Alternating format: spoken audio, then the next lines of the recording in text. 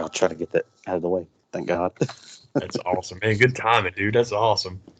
That's that's what we do in the profession. That's right. That's how you do it. That's how you land that dang old plane.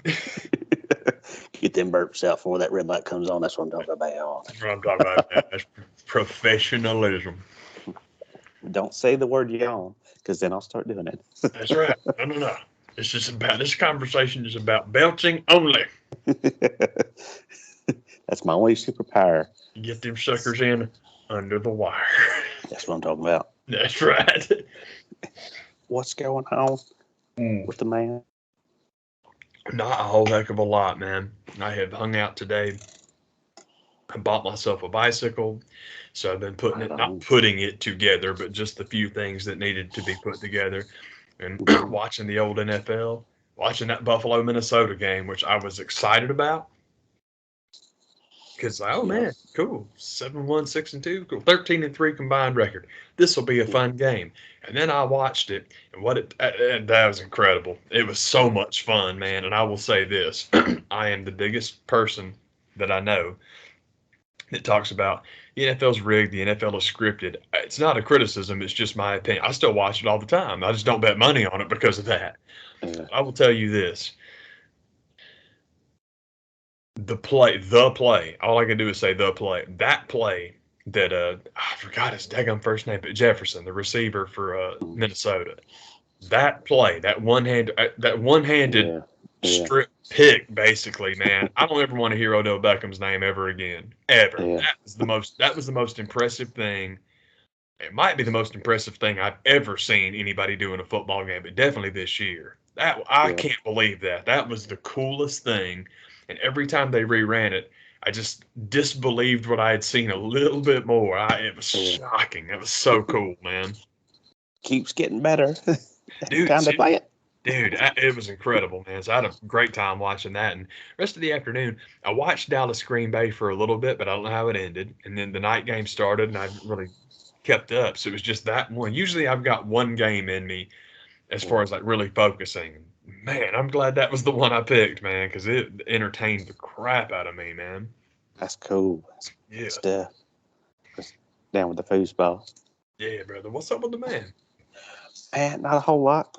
It's been, I guess I hadn't sit down and chatted up since the Halloween stuff.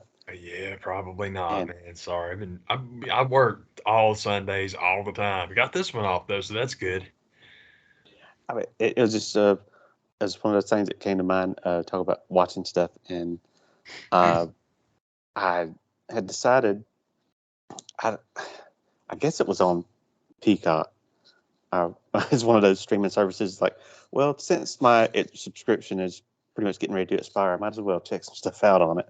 I was in that last minute thing, and you get as around the holiday, and I was like, man, and I'm not a scary movie kind of person, but every once in a while I'll get the hair. I'll check something out, and I remembered hearing about the remake Firestarter. Mm-hmm. That came out this past year, and Christ Almighty, probably my first don't watch it review that I can give right up front. Tell you up front, when I have a review like that, it's don't watch. I would say watch it because it'll make you do. It'll probably have you do exactly what I did. Is the second I was done, I had to turn the original on just so I could be like, did I just miss something? Because what? And I think part of it goes back to my belief, and I'm the only person that seems to believe this. But at least I don't work in Hollywood, so nobody does it. But don't remake good movies. Remake the bad ones. Make those better. And that was just it's a remake of the 1980. Was it 84 Firestarter with Drew Barrymore and Martin Sheen and George C. Scott, and David Keith is the dad, and that one to me, and I want to say that was that like right after E.T. or did that come before? They're right there together. I think it's. I don't know, man. I think there's a couple of years between them. I might be wrong about that. I think Yeah. Drew, I think, was like 4 or 5 when she did Okay. ET. And I think she's about 7 or 8 in Firestarter. Yeah, she's still a little kid. Yeah. But I just, I'm not really sure about the timeline, but I think it's just after. Yeah. But I mean, I guess the point I'm trying to make, just bringing up the original, is the original. That they get to the shop uh, part of the story, and you really kind of give a damn. And the Martin Sheen is and George C. Scott are both kind of scary and menacing, and he's got this feeling like, man, they're really going to do. They got some bad plans for this kid, and uh, I guess the remake, you would kind of think like, well, we can do more special effects wise, but they really don't bother, because I mean, the original has some really good effects even from the time period it came out. And I think one of the best ways it can be described is, I'm pretty sure it's Roger Ebert that gets credited with this quote of when he was talking about CGI and how they're not as good as everybody tells you they are, because his what he boiled it down was practical effects look fake but feel real, whereas CGI looks real but feels fake. That's awesome. And that's kind of how it feels when you go back and you watch the originals. Like, man, this stuff was practical, but it was really good Yeah. uh, for the time. And with this remake, there's just you just don't care. The young girl in the movie, just to give her credit, Ryan Kiera Armstrong, she's fine. There's nothing I could say about her, or even Zac Efron for that matter. It's just um, it kind of feels like they don't spend nearly as much time as the original movie did at the whole shop compound. It feels like they kind of get to that and just torch it from the get go. And kind of, yeah, that's a pretty decent chunk of the story. I don't really know what else you're gonna do, Why you did and they that? and they don't. It's pretty much just it's over. Like, was that it? And a lot of people complain about movies being too long these days, but this is one's like you kind of need a little bit more there. And man, that's just the long and short of it is if and that's exactly what happened. Is I watched the remake first and immediately had to turn the original just to be like, man, I can't go out like that with my Halloween celebration. I can't do that. I don't watch horror movies that often. I can't watch a crap one and just end it there. No, we're not doing that. Yeah, man, but the original, go watch it. You'll have a good time. and and I guess maybe I was just in like a Stephen King kind of mood, because you know, uh, almost like how I feel about some of the really good old Twilight Zone episodes. Uh, for the most part, the really good ones are when somebody gets what they deserve. My problem with some of the characters in Stephen King movies is very rarely do either the bad guy doesn't get what he deserves, or the good guy's like, uh, so what did they do to deserve this? They didn't do nothing to nobody. Uh, uh, Carrie is the one that everybody tells me how great it is. And I've tried to watch it a few times. It's like, I can't watch this. It's just this girl getting tortured for no damn good reason. And she didn't do nothing to nobody. And even when she gets her revenge, she doesn't really get it. So that's, I don't know, that's a tangent about Stephen King stories. I was like, and there's, and maybe it's not fair to say Stephen King stories, because when it, and the case of Carrie and Brian De Palma getting his creepy ass hands on it, it's not. I don't think you get a good one for one translation from the story. So, and I'm not a faithful reader of his work, so I don't know how much of that movie is his story. But for the most part, because that's all I had to go on is the movies. It's like, man, it just leaves me with a sense of like, man, I just don't want to watch this girl getting shit on and tortured for no good reason. I have a very difficult time with it's a genre now. It's been a genre forever, I guess, man. But The revenge Yeah, people movie. getting treated. I'm sorry. The revenge movie. Yeah, people getting crapped on for nothing. I don't know. It's just not really my style, man. I shouldn't say it's Yeah. not my style. I just don't handle it well. Turns me off. Turns me off from the get go. Yeah, I agree, man. I understand. I just have a hard time with that kind of stuff. One quick thing too. Not only I've in my old age, I'm just real sensitive when it comes. Even though I know that no animal was really hurt, just the idea of Yeah. it, but I'm out. And the dumping pig's blood on the chick, and it's not enough just to say we'll call it pig's blood. No, we have to have a scene where they go kill some pigs. Oh, sure.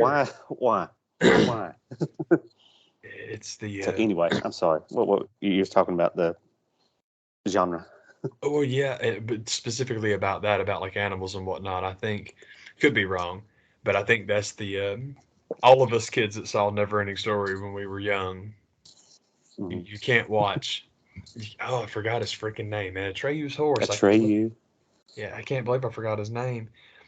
I should remember. But anyway, you can't watch the horse drown in the. Oh man, Mm-hmm. what is it? It's the Bog of Eternal Sorrow, I think, is what it's called. But hey, you can't That watch sounds that good. and not you don't come away from that being okay with animals getting the short end of the stick. It's just like nope, all of us are traumatized, collectively traumatized by the same thing. I know I should know Yeah. that horse's name. Arctics, according to Google. Maybe. I may be pronouncing that wrong. Oh, you're okay. Artax. Say that again. I'm sorry. Arctics. Artrax. Is it?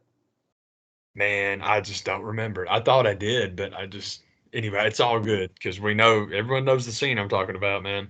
People do that Mm-hmm. little collection on Instagram all the time of like the traumatized youth starter pack, and it's like that scene and My Girl, and some people will extend it to Bridge to Terabithia, which the book definitely, as Yeah. I know people that have told me excuse me, the two most vociferous readers I've ever met in my life. And both of them told me that as a kid, that was the book, that and Watership Down, those were Yeah. the books that just killed them. And I'm like, oh man. And Yeah. then you find out what it's about, and it's like, oh, I see why. Yes. I Yeah. understand. I understand where you're coming from. You've got the scene in Neverending Story.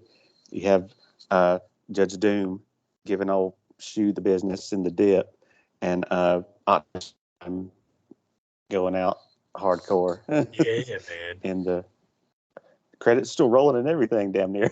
Yeah, what's going on, man? It felt like it. Felt like it. Seriously. Pardon me.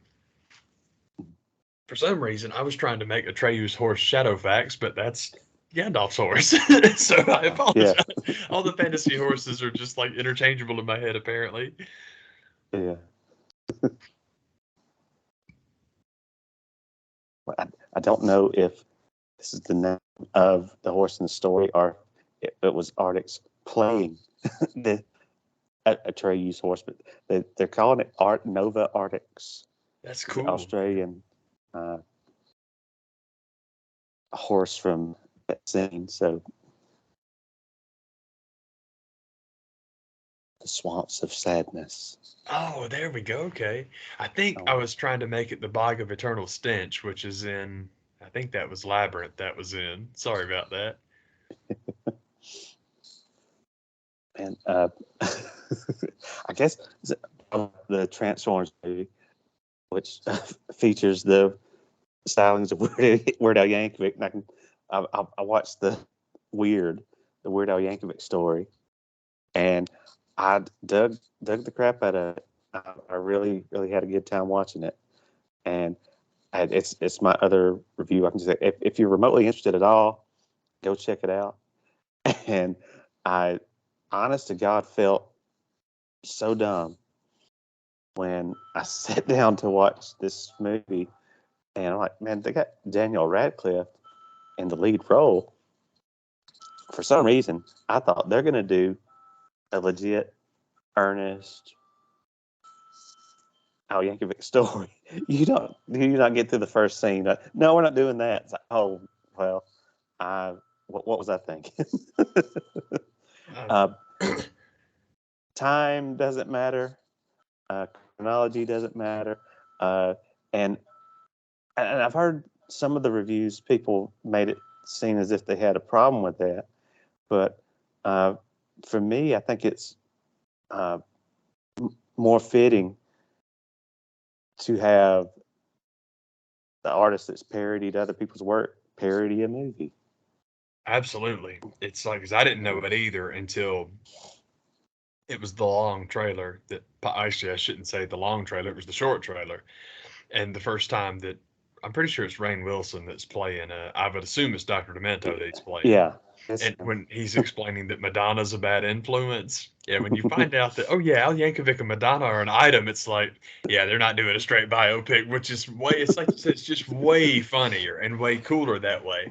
And I haven't seen the movie yet, but my opinion, I left this comment somewhere, and I'm waiting for the person to read it to be like, yeah, right on. And it's all good. They're out there. I just, the person that I'm looking for finding that comment, it's, it's a long shot, so it's going to take a while, but they'll find it. Yeah. But what I'd said was Don Cheadle crawled so Al Yankovic could walk, because it's the same thing about we talked about it many times, and I won't go into an over explanation, except that I probably will, about the Miles Davis biopic. Got absolutely nothing to do with the life of Miles Davis. It has to do with the work of Miles Davis and what it inspired this guy that was making this movie wanted to do with it. It's literally a Valentine to spontaneous creation. The Al Yankovic story being a Valentine to parody. It's fantastic. Having more in common with Dewey Cox than, I don't know, whatever the good biopics are that people like, because I know it's not the Queen one, and I know it's not the Elton John one, even though I thought both of them were great. It's like, man, whatever. But also, Al is such a nice guy. This probably has nothing to do with his logic or what he's thinking about. But I love the idea of how so many people get all pissy, whiny, squawky over how, well, that didn't happen. That's not historically accurate. I love the idea of making an entire musical biopic that is a middle finger to the idea of, no, you have to tell the story exactly how it happened, and you don't tell anything the way it happened. That's awesome, man. Yeah. that's not our intention at all. Yeah, dude, seriously. It's all like, yes, it's historically inaccurate. Yes, indeed. Yes, indeed. I'll see you and raise you. Yeah, dude, seriously. I lived the real version. It's not that good. It wouldn't be a good movie. I think part of the deal with not doing the straight up Al story is it's kind of everybody always brings up the Lionel Richie movie that never happened, and they pretty much just kind of looked at it and was like, there's no drama. Why do you want to make the story of everything kind of working out for this guy? Yeah. There's no movie here. Nobody cares about that. Seriously. I don't want to hear a story about a nice dude that had fun in his career and never had any drama. That sucks. It's like, I mean, we're going to rake Coolio over the coals for 2 hours. and to be fair, and they worked everything out and they were cool towards the end, even though Coolio just passed. The best line about the whole misunderstanding between Al and Coolio comes in his Behind the Music, when I think it's Al's business manager basically looks straight in the camera and says, Coolio cashed that check. End of story. Yeah, the part that I never understood about that is Coolio didn't write that song anyway, so what the hell difference does it make to him? Yeah. Oh, no, Coolio wrote Gangster's Paradise. Nah, man. All that music, that's Stevie Wonder, man. It's what happens when you sample people. So anybody that was supposed to take Coolio's upset frustration about that seriously, I never understood that. I thought it was the most obvious thing in the world that he got asked a question when he won a Grammy and he fronted for the camera. That's all he did. He was posing for the camera to the point that you just made, man. It's like, dude, you cashed the check. That's something you and I always talk about with Alan Moore.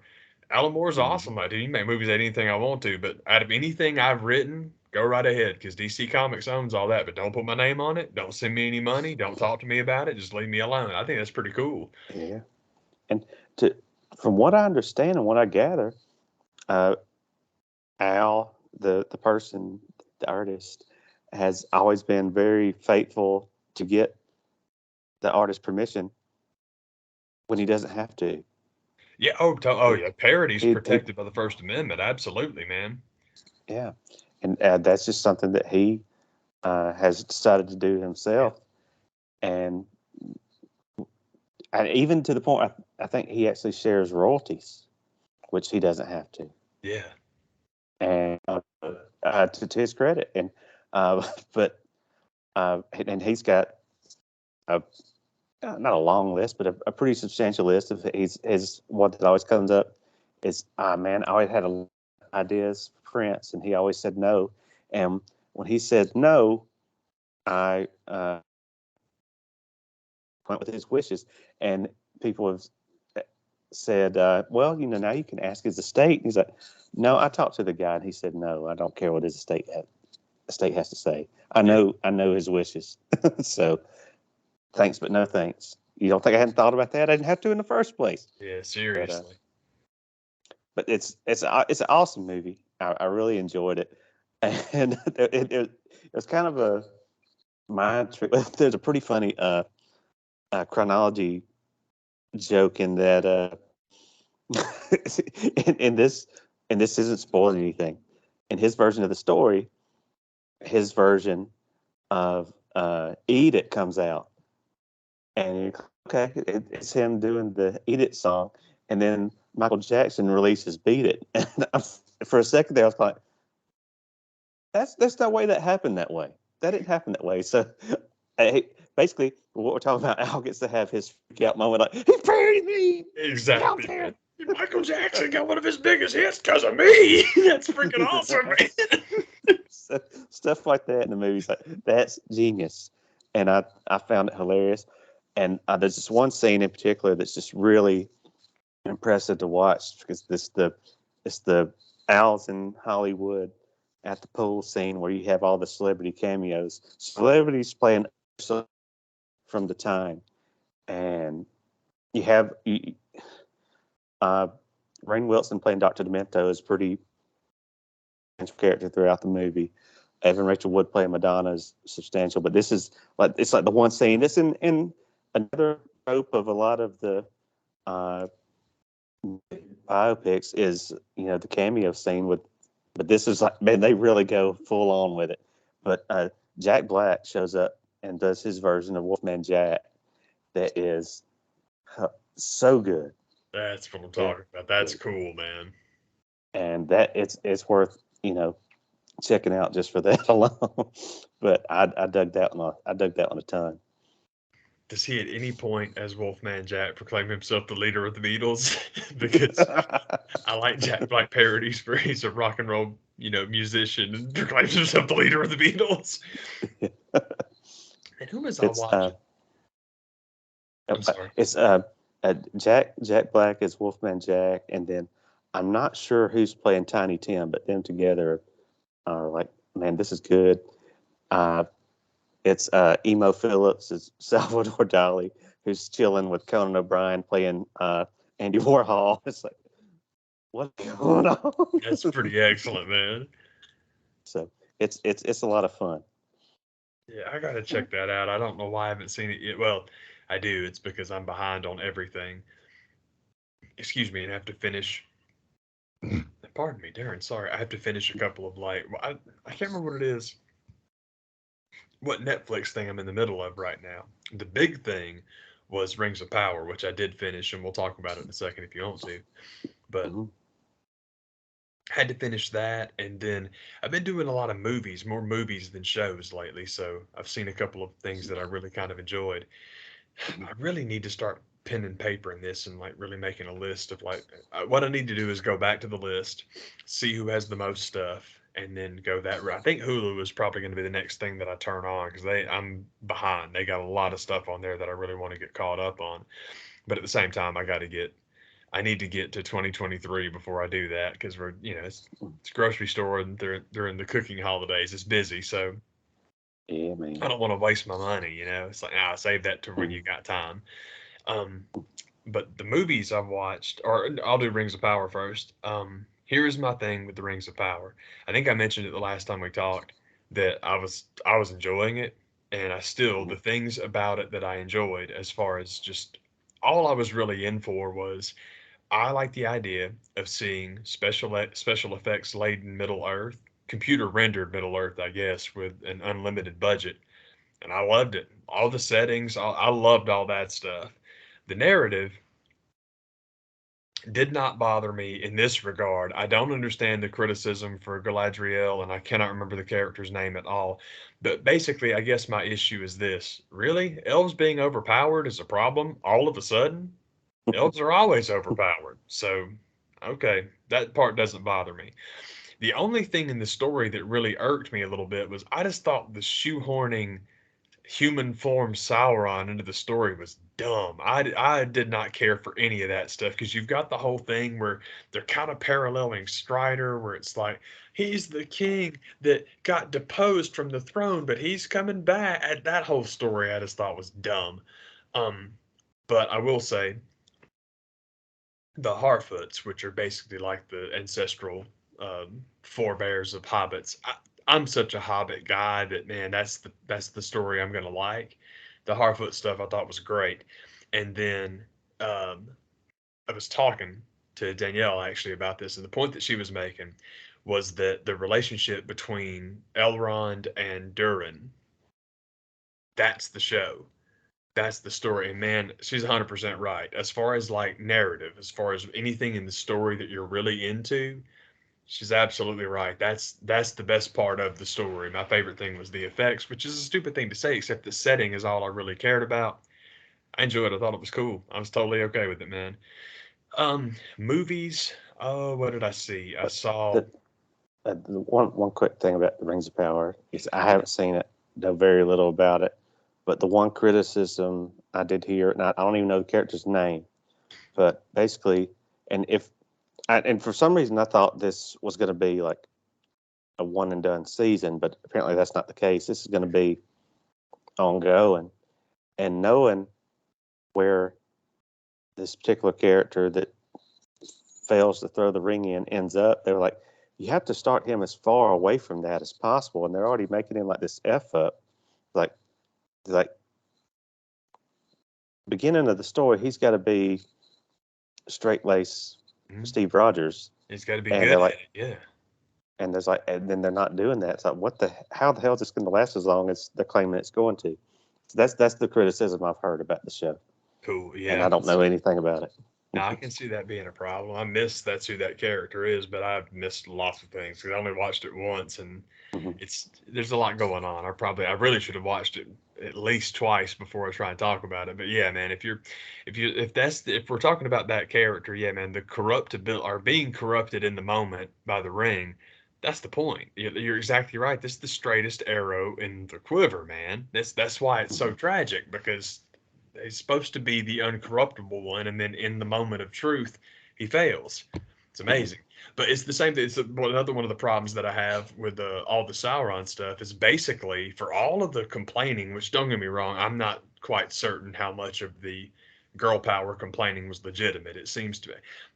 I have a weird conspiracy theory about not all of it, but a lot of it, and I'll keep it to myself because it's just stupid. There's no need to get down on it.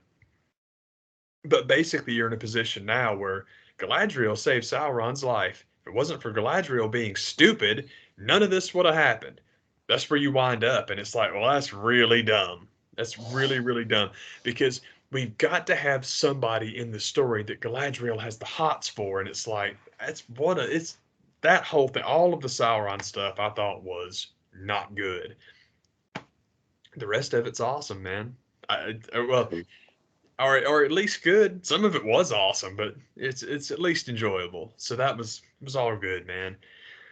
Pardon me. My other stuff that I've been watching. I know that we've talked about little things, so I won't make you guys hear about that again. But it's still on my mind how good it was. But we've discussed that, so it's all good. But the movies I watched, You were talking about how horror movies are not your thing, but every now and again you get that bug. See, I do that with boy girl movies. Every now and again, man, it's fun to just watch a romantic movie and see if it does it for you. Sometimes they don't, sometimes they do. It's not just generic spit it out stuff. It's like one that like, man, that sounds interesting. And sometimes even if they sound interesting, they'll still let you down. But this one didn't. It was called the last letter from your lover, and it caught my eye because I never remember her name. I think it's Felicity Jones. Correct me if I'm wrong, but the lead from Quincy's daughter. I'm sorry. Quincy's daughter. No, no, no. That's Rashida. Rashida, I Okay. know. Now Okay. Felicity is the lead from Rogue One. I just never Uh, remember. okay. Okay. Okay, I think that's who it is, but or I know that's who it is. I think that's her name is what I should say. So she's in it, and I'm like, that's cool. Be nice to see her in something else. And then Shailene Woodley's in it, and I like Shailene Woodley, man. I think she's actually quite a little bit underrated. So I'm Yeah. watching the story, and basically it's a two-tiered love story where you have the story going on in modern times, and I'm just gonna call it Rogue One. That way everyone knows what I'm Hmm. talking about. Yeah. Rogue One is doing research into, I think it's like the editor in chief at the paper she works for is retiring. And she's like the first woman editor in chief ever, and she's a revolutionary and an icon. So they really want to send her out properly. So when Rogue One is like researching her career and her history and her life and stuff like that, she comes across this old note. And it's not a note that had anything to do with the editor in chief. It was just something that she had. She reads the note. It's this clandestine, affair, and she gets fascinated with it and starts researching that story too. So basically, what happens is you see both stories happening at the same time. You have the modern story. Yeah, I want to say it was like seems like it's the 50s. I might be wrong, but everybody's still alive, so it can't be that long ago. But it was cool. I really I enjoyed it, man. It's every now and again it's fun to watch stuff like that. And always, anytime I go in to watch a movie like that, man, I know it's like it's either going to totally do it for you or totally not, and that's okay. I'm not worried about a time waste because I chose it. But it was good. I thought it was really quite cool. I'm looking forward to watching it again and taking more time with it. So there was that one, and then there was the other one that I watched. Excuse me. This is called The Intervention. And this one will make sense if you've watched the show for a while, and the man's known me forever, so you'll totally get it. The Intervention was like duck to water. I knew I was going to be into that one. That one came about because people are always doing screen grabs from that movie. And it's a scene with Colby Smulders, and she's in this park. And I won't tell you what she says, but it's a compelling line. I was like, that's interesting. I kind of like that. So I start researching the movie, and as soon as I start researching the movie, nothing wrong with Kobe Smulders, man. I'm not a huge fan, but I don't dislike her either. It's just like, yeah, Kobe, okay, cool. On the other side of that spectrum, when I start researching the movie, the name that pops up is Clea Duvall, who I love and have for a long, long time. And Clea Duvall is in the movie, but she also wrote and directed the movie. And I'm like, okay, now I gotta watch this because I love when actors write. I love when actors direct, especially when they're not the star. And that's 100% the case here. And I'm like, man, that's pretty cool. So, all right, got two folks. That's all good. So I start looking at the cast, and it's just this cast photo. And I recognize who I'm pretty sure is Alia Shawkat, and it is. And I recognized who I was pretty sure was Natasha Lyonne, and it is. And I recognized instantly, not pretty sure, because I would recognize this woman anywhere, Melanie Linsky, whose name I can't say, but she's probably my favorite actress in the world. So I'm like, I'm in. I'm watching this. And it turns out Jean-Ralphio Saperstein from Parks and Rec is in it too. So it was awesome. If you enjoy acting, and I do, it was unbelievably cool. And I hope I haven't already said all this. It occurs to me, maybe I did, but um, the star of the show, no kidding, or the person I was most impressed. The star of the show is Melanie Linsky because it's just unbelievable. You can be in such a dramatic movie and still somehow make everybody laugh, and it's not silly pratfall garbage. It's just she's so good at like it's hard to explain, but she has this ability to be absolutely hilarious in the middle of everybody else's life falling apart, and it's unbelievable. Somehow you Yeah. feel okay laughing, and then you go back to being miserable in the next scene. But the most impressive acting in the whole thing to me is Natasha Lyonne, man, because Yeah. Natasha Lyonne has to stay right here the entire time. And her story arc and what she's going through is pretty doggone emotional. Everybody's got emotional stuff they're going through, but she's the one that gets to express it the least as far as facial expressions, the lines she's given. It's definitely a do more with less kind of role, and it'd be impossible for anybody not as skilled as her. But she absolutely killed it, and I'm like, man, that is so impressive.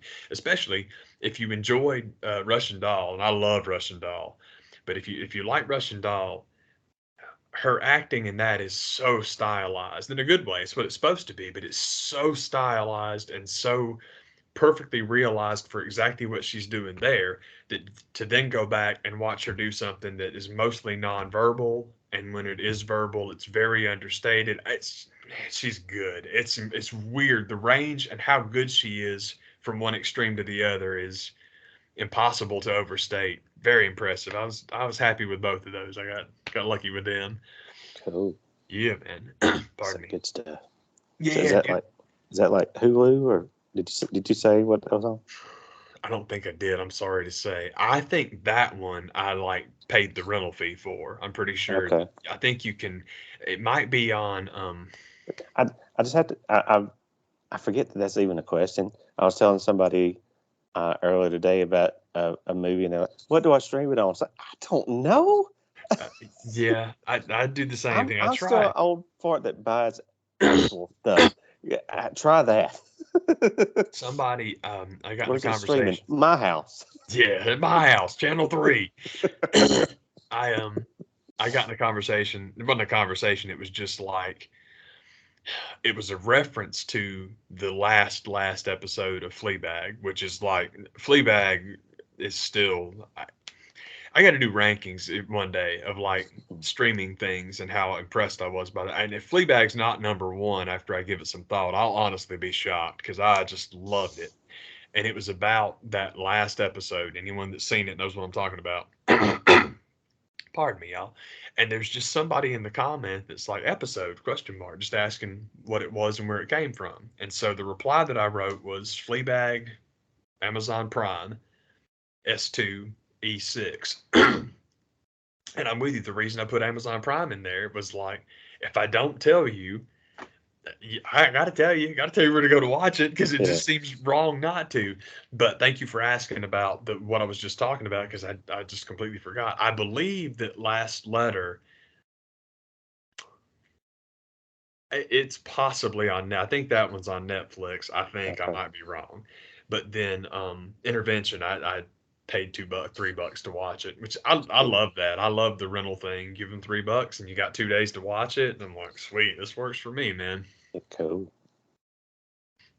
I didn't think they didn't give you that long. That's good. It's when you rent it, $2 will get you 30 days. It's just once you start it, you have 2 days to finish it. Okay. Yeah, it's Okay. cool. I'm like, daggum, that's totally fair. All right. Sweet. Sweet. Well, my other show I got caught up on this past week is that's Tales from the Territories is still going, and it's still crazy as hell. Man, the most recent episodes, I mean, were it's the CFW, the Championship Wrestling from Florida, and Florida. the group they get to sit down and talk about it. It's Kevin Sullivan, which makes sense, Steve Kern, and Bob Root, which makes sense. Then Gerald Briscoe and Brian Blair. And Gerald Briscoe, just because he's of the guys still around, he's probably the eldest statesman from Florida. But I think some of the Brian Blair was just there to kind of uh, have a witness to some of the crazy ass stories that Steve Kern had to say. That yes, that happened because man, some of the stories that came out of that episode, I was like, they did what? And for the most part, I mean, the stories that Steve Kern is telling you, I mean, there's video to document this stuff.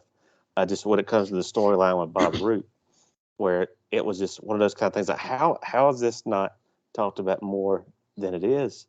Uh, Steve Kern's dad was just shoot brother was a legit prisoner of war who is coming home, and even to the point where Steve's like just getting started in the business. He meets his dad at the airport. Uh, you know, bum rushes through barricade to get to his dad, hugs, all that stuff. And then you have Bob Roop, and I think this came from Eddie Graham, starts the storyline like, and straight up, and people are like, "How could this happen?" Like, did y'all not see our most recent president? Uh, he's like, starts the storyline like, I think your dad's a wimp that captures. Oh my god!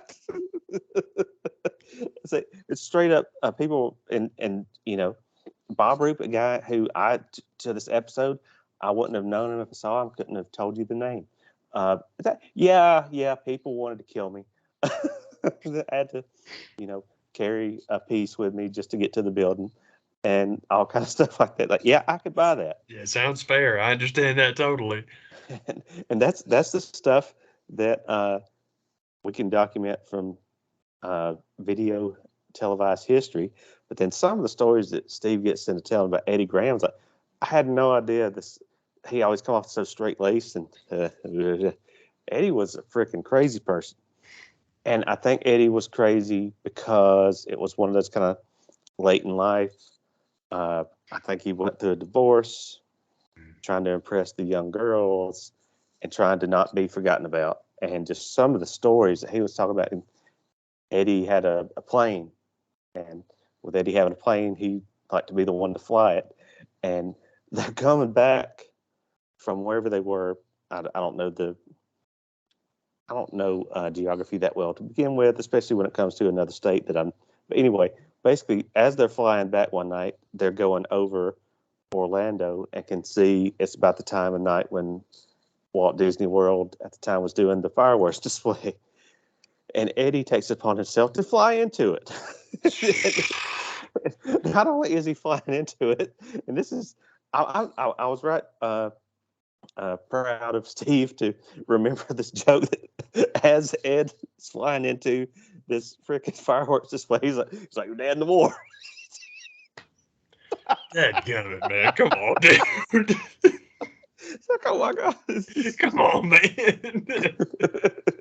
So that was a fun, crazy episode, and for the most part, and I want to say, if I remember the episode right, Brian was there to basically be the one to be like, no, this story is not made up. I was on that plane too, and we never flew with that crazy person again. Yeah, I know you won't believe this when you hear it, so I'm here to back it. You're gonna think he's nuts when he tells you. Because I mean that's one thing you can say about the show, and I think that's one of the reasons they have some of the cast there that they do to call bullshit on some stuff or totally substantiate the story one way or the other. So that episode, I was right surprised how much I enjoyed it. That's awesome, man. Then you had, I guess it was episode 5 or 6, whichever one we get up to. It's frickin' Calgary Stampede, and the cast that they had, and of course Brett's there, which I was right surprised at because I thought he hated anything to do with those guys since the Screwjob episode. But I guess maybe he forgot they had anything to do with that. But an odd cast with it was Bret Hart, Abdullah the Butcher, Okay. Bobby Bass, and Dr. D. David Schultz to talk to us about Calgary Stampede. Okay. And pretty much it was just a roundtable discussion telling crazy ass stew stories. I was going to say what a lunatic stew was. Yeah. Lunatic. And the substantiation was all there with Brett. Like, yeah, Dad did that. That sounds an awful lot like that. Sounds all like crazy. But of Bob Bass, he was one of the ones that had one of the funniest stories of, and everybody has that story of traveling in that territory and being in a bus and the bus breaking down. And finding their way to a phone and calling Stu. Be like, Stu, we're out here. I mean, the bus is frozen and broken down. We're all freezing. Like, that's where we're here, you bastard. Click. Well, geez. But I just when I thought Calgary Stampede, that's Abdullah and Dr. D were not the first names that came to mind. I'm kind of like, but for the most part, I mean, they were able to add some insight, and anytime Dr. D's going to show up on anything, I'm probably going to give it the time because that's something about that dude. I'm just like, I'm drawn. Yeah, Oh man, Dr. D. Someday Stossel's going to show up seeking revenge, and you want to see it. Oh heck yeah! Yeah, I can't miss that. Gonna get that win back. No, you're not. Oh no! Oh, David, Dr. D got him again. Oh, you don't learn. You don't learn, boy. And so the most recent episode was one of the ones I was surprised didn't close out the season, but I think they got like 2 or 3 more to go. But just considering it's Dwayne Johnson's production company they did Polynesian Pro. It's the most recent episode, and it was Rocky Iakea, Kevin Sullivan, Bruno, Harvey Wimpleman, and Lars Anderson. I would have put money down that Lars Anderson was not with us anymore, and he was actually there. I was like, man, I thought he was long gone. But man, it was another surprisingly good episode where you talk about a territory I know nothing about. Yeah, oh, me neither. And I think that was the sentiment that you left with at the end of the episode. Is like, man, and I had no idea that Chief died as young as he did. He died at like 45. Daggum, man. And that pretty much, they didn't come out and say that ended the territory, but it pretty much did. And that's probably the reason why you don't hear about it nearly as much as you should or would. But he passed so young. I had no idea how young he was when he left us. But yeah, I hadn't heard that either, man.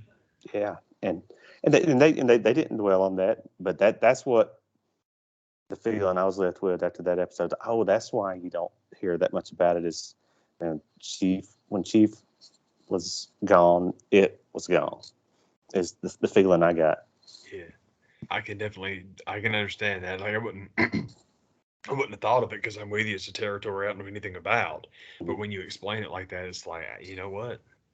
1 to 2 to 3, that makes total sense. Yeah, man. So, one of them good shows I've been getting into, and probably speaking of more territories, I know absolutely nothing about. I'm looking forward to this week is Portland. Oh yeah, man.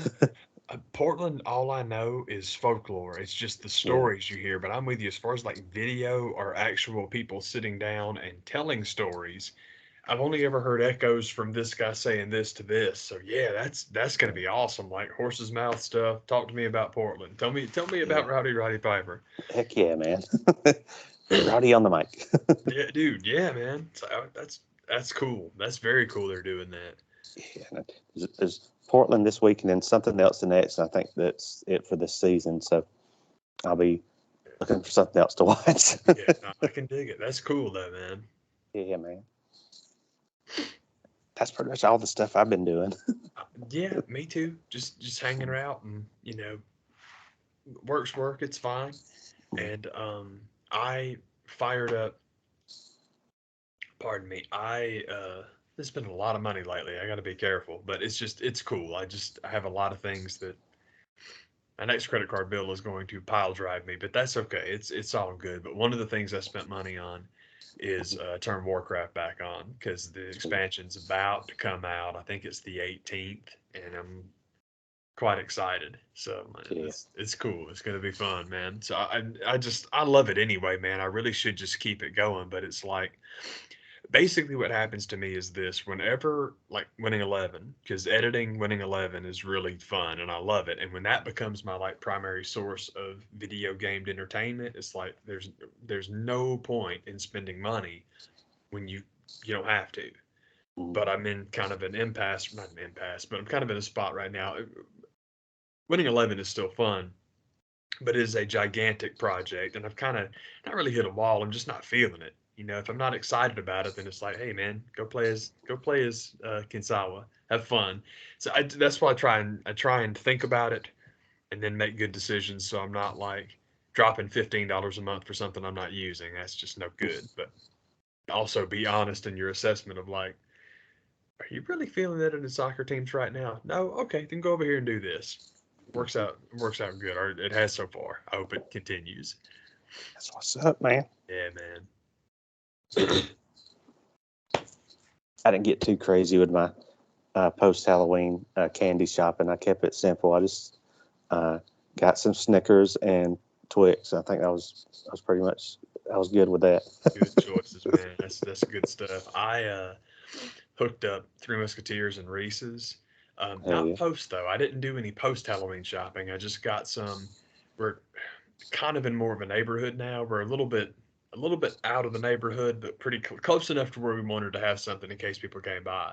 yeah, And I don't think anybody ever came by, but I had to work on Halloween, man, and there were munchkins and goblins everywhere. It was really neat. It was cool to see everybody out doing Halloween because I've just, excuse me, when I was a kid, we would go and hang out with my cousins because they lived in a neighborhood and it was just something where you could do that.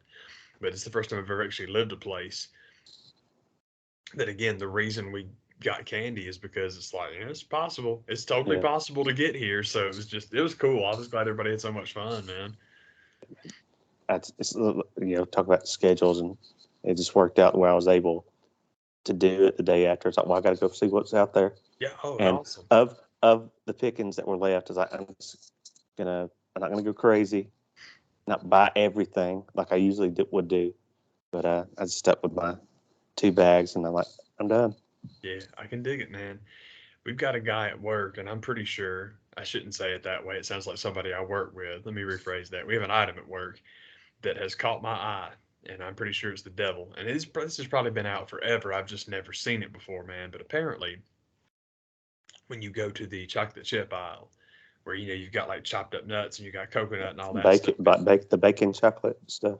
Yeah, totally, Okay. man. Whenever you get to that section, you can get the bag of like the Reese's peanut butter chips. That's my Hmm. mom's secret weapon in her fudge that she makes. That some people have a hard time calling it fudge because it is not that chalky, horrible crap you're expecting, but it's unbelievable. But I did not realize that Heath Bar comes all busted up in Crumble, bags like yeah, that. hell yeah. Yeah, I'm like, oh crap, that's gonna mess me up. It's the Heath. Toffee crumble. Totally, man. And I'm like, I don't need to know anything about that because if I bought a bag of that and did that and ate it and then just kept it, it would last me for 6 months and it would be awesome. But that's not what I would do. And No, that's so, not gonna happen. dude, Heath Bar is the most amazing thing in the world. I wish that they would sell me the fun size ones individually. I know why they don't, but I wish they would. So it's like, damn it. So now I keep finding these new and different ways to enjoy the Heath bar. Is the one thing about Heath that I will say factually, I guess, because of how old I am, an actual like Heath bar, no chance. I could never eat a whole one of those. I'd be dead. Yeah, Fun size is that, perfect. that's one of the fun size Butterfingers. So good to me. Uh huh. No I, kidding, man. I, I, I, I don't know if they make a full size Butterfinger anymore, but not only did they make them when I was a kid, but they were huge. Yeah, seriously, man, that I was was like, an man, undertaking. I can't make it through half of one of these. But when they put the BBs and the fun size out, like now this is doable. This is more like it. Yeah, Yeah. seriously, man. I've become a fun size fanatic. I'm like that with Three Musketeers, which for chocolate bars, Three Musketeers is probably my favorite. I don't know. I love Milky Way too, but Three Musketeers is probably my absolute favorite. But they are big, man. So even with those, I would rather do the fun size because it's like you're you're wasting that. Because if you eat all of it, it's so many calories, and at least the last 3 bites of it you didn't want anyway. So save Yeah. yourself the agony and the calories, man. Man, that's I've gotten to where I love the little kind of like an 8 pack of bottled miniature Cokes. Yeah. Oh Just yeah. a 20 ounce is just too much. A can's not quite enough, but the little plastic bottle's just right. Well, I shouldn't say a can's enough. A can's a little bit too much as well. But what I was thinking of was they make like the little miniature cans. Yeah. Those aren't enough, but the little plastic bottle minis, like that's just right. Yeah, totally, man. 8 ounces of Coke is you're good. Yeah, That's what you need, man. that's all I can do. For real. That's 8 ounces of Coca-Cola as God intended. Yeah, man. I love that expression. I will try and work it in any chance I get. Let me The rephrase good it. Lord. I will try to work it into any inappropriate situation. For example, how much Coca-Cola are you supposed to drink? 8 ounces, like God says. Yeah. In the good book. It's in New Testament. Go read it. Corinthians 2:22 or whatever it was. Seriously, man. 2 Timothy. In the book of Asa Candler. My new game is with any song that comes on the radio, any song that somebody's singing at work, any song that happens to pop in my head. I can work the phrase "mama and them" into the lyrics at any given time. That's the game. That's the game, is working those lyrics in, and it's a game that nobody has any clue I'm playing, but I know. I can dig it. My brother has taught me a very similar game. I don't know where it started or why he thought of it, but for some reason, it's not. It's just so ridiculous. But basically, anything about people going to school, people being at school, people anything to do with school. I don't know why it's so funny, but we literally try and send every character from every song ever to school. The example I will give you is whenever How Bizarre comes on at work. And it gets to the most annoying line in that song, which it's hard to pick one, but Father it's rights. exactly, and it says, "One know the rest, hey, go to school." So it's so stupid, but I work the line "go to school" into every song ever, and it's dumb, but I love it. So one know the rest, go to school. All right. Yes, I was thinking about something the other day. I was thinking about this stupid, but um, I don't know. I was just thinking about like the next phase instead of like just rebooting and redoing every movie in Hollywood. I think people are eventually going to go back and put like commercials into the classic movies.